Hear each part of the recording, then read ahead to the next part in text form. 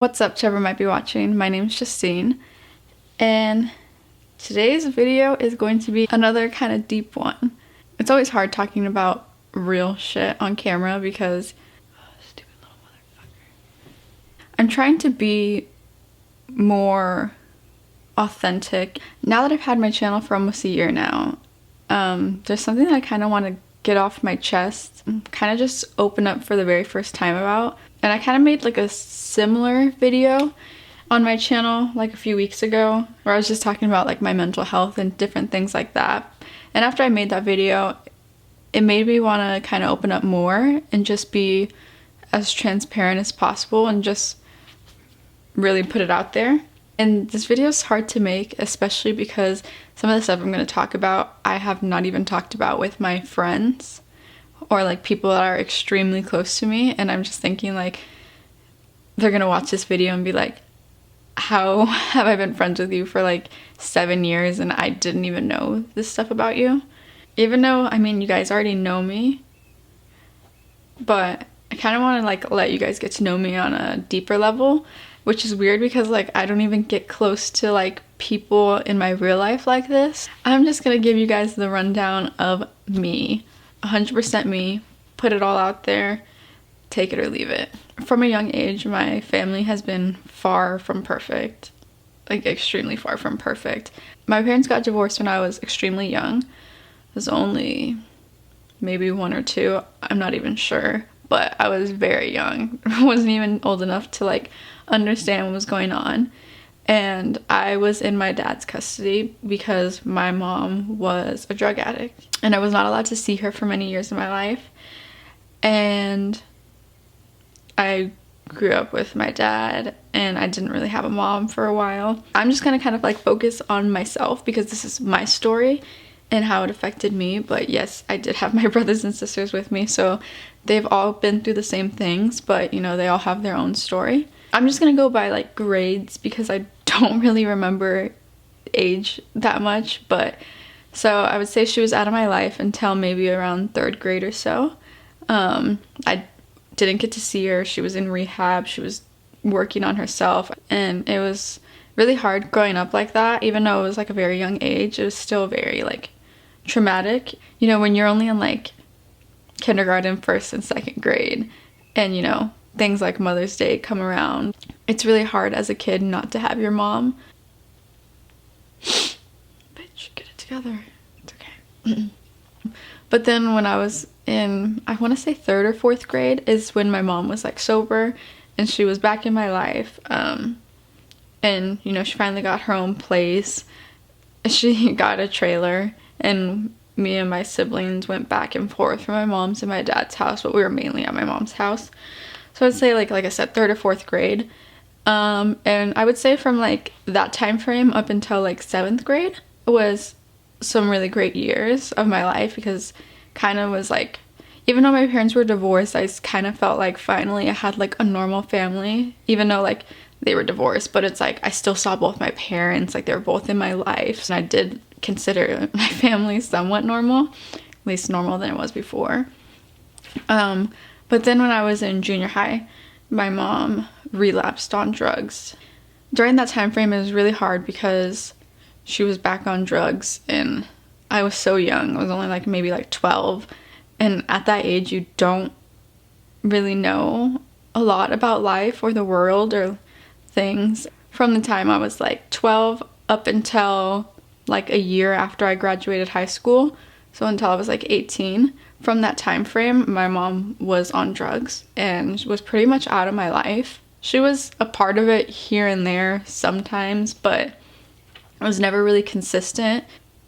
I feel like your teen years are already hard enough because those are like the years that you're figuring out who you are. I feel like that's when you start getting like insecure about things and you start over analyzing things. And there was so many important things to me that my mom wasn't a part of, such as like my birthdays, or you know, when I got my license, or when I got my first car, or like even my high school graduation she didn't make it to, and just like a lot of stuff. Having your parent miss very important moments in your life like that, at least for me, it really like, it really like crumbled my self-esteem, even though I know that she wasn't intentionally trying to make me feel like that, but it just made me feel very worthless, and my self-esteem was zero. Like, I didn't think I was really worth anything, or like I didn't think I like really deserved anyone's love. And it gave me like a lot of abandonment issues, because I just felt like, wow, if my own mom doesn't even care about my birthday or like these big accomplishments in my life, like why would anyone else? It gave me a lot of scars that I feel like I still haven't healed from. I've only talked about this with like 2 people in my entire life. Other than that, I mean, besides my family, but other than that, this is not like something that hardly anyone knows about in my life, and it's not something that I like to talk about because I never wanted anyone's sympathy, and I never wanted anyone to feel bad for me.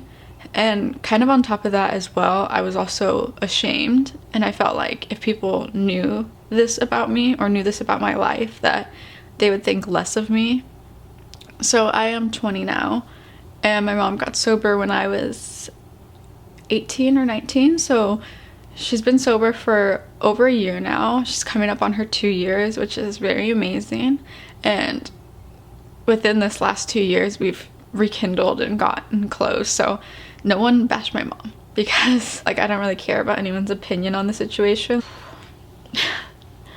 I'm literally trying so hard not to cry in this video, but it's so fucking hard. It's hard to be a bad bitch all the time. I've kept this like bottled in for so long, and like, I don't know, maybe to some of you guys it may not sound like a big deal, but it's like something that has affected me throughout my entire life, and it has caused me so much pain and so much trauma. At the end of the day, it's also something that has like taught me the most. I'm not talking about this for sympathy or anything like that. That's actually the least thing I want. Like, if you personally know me and you're watching this video, please don't text me like, oh my god, I'm so sorry, like you went through that. Please do not do that. You don't need to feel sorry for me. Like, I'm doing great. For the longest time, I used to feel like a victim, and I used to, not that I would want people to feel bad for me, but I would feel bad for myself. And now that is the last thing on earth I want. I don't want to feel bad for myself. I don't want anyone to feel bad for me. I want to use this to help other people who might be going through the same thing or similar things. And I feel like I can finally speak on this situation now, because I am in the process of healing from it. And even though I'm not all the way there, clearly, I can talk about it and I can be open about it. And I think I'm just at a point in my life too where I'm not ashamed of myself in any way, shape, or form. And I'm extremely proud of the person that I am today. And I'm proud of the things that I stand for. And I want to put it all out there. And I just want people to take me for who I am. For the people that are privileged enough to not have to go through a situation like that, doesn't mean, just because you haven't gone through something like this doesn't mean that other people haven't gone through stuff like this. And just because people aren't open about their struggles doesn't mean that things don't go on behind closed doors. But on the flip side of that, if you have gone through something like this, or maybe it's not even similar to my situation at all, but it is just like something traumatic that has affected you for a lot of your life, don't let that hold you back. None of that shit defines you. And even if it's not something that someone else did that is affecting you, maybe you yourself did something that was hurting the people you love.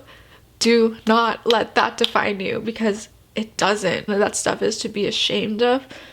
And you can do whatever the fuck you want to do, no matter who you are, no matter where you come from. The reason why I just want to make this video and just put it out there is because I feel like if I don't open up about the number one thing that caused me so much pain in my life, then you guys wouldn't really understand me. So at the end of the day, it's just like about me am just finally feeling like free. And I guess like through all the trauma and through all the shit that I've been through, I found a lot of beauty in the darkness and the brokenness. And as crazy as it sounds, I wouldn't change anything. Please do not leave any comments or any opinions about my family or my mom. My family is doing amazing now, and my mom is doing amazing now. I don't hold any grudges towards her. Does that mean that I'm healed from the situation? No. But I don't hold a grudge towards her, and I have forgiven her. This video, like all my other videos, is probably all over the place.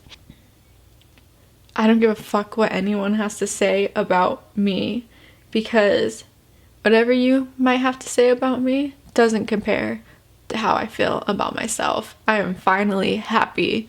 I am finally not ashamed, and I finally feel free to be whoever the fuck I want to be, and to say whatever I want to say, and to just be brave. I've never felt more brave and confident in my entire life.